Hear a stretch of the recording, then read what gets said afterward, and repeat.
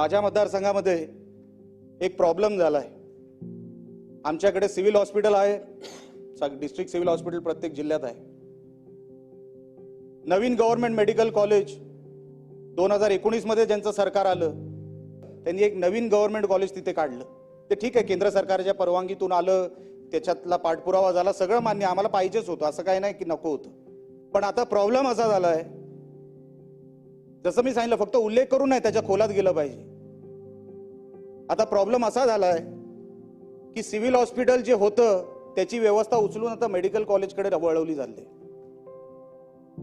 आता धड पेशंट इकडे जेव्हा जातो त्याला उपचार धड तिकडे मिळत नाहीयेत आणि ही व्यवस्था तिकडे हलवल्यामुळे 50% व्यवस्थेवर मेडिकल कॉलेज चालू आहे। आपण कसले डॉक्टर बाहेर काढणार आहोत?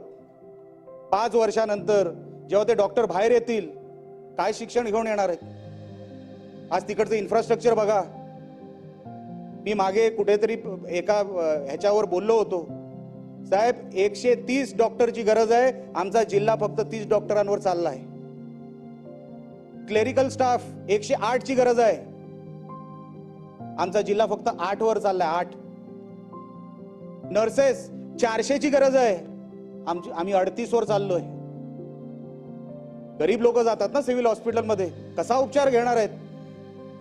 आपण स्कीम बद्दल बोलू, हे देऊ ते देऊ, पण त्याच्यावरती कधीतरी आपल्याला उपाय काढावा लागेल। मी सरकारला मनापासून आग्रह करतो की या गोष्टींचा गांभीर्याने विचार करावा। जे मेडिकल कॉलेज आहेत, जे नवीन आहेत, त्यांना त्यांची इन्फ्रास्ट्रक्चरसाठी, त्यांच्या फॅसिलिटीसाठी वेगळी, त्यांच्या मॅन पॉवरसाठी वेगळी व्यवस्था करून द्यावी, जेणेकरून ते सिव्हिल हॉस्पिटलकडून काही डिस्टर्ब होणार नाही आणि इकडची व्यवस्था तिकडे जाणार नाही।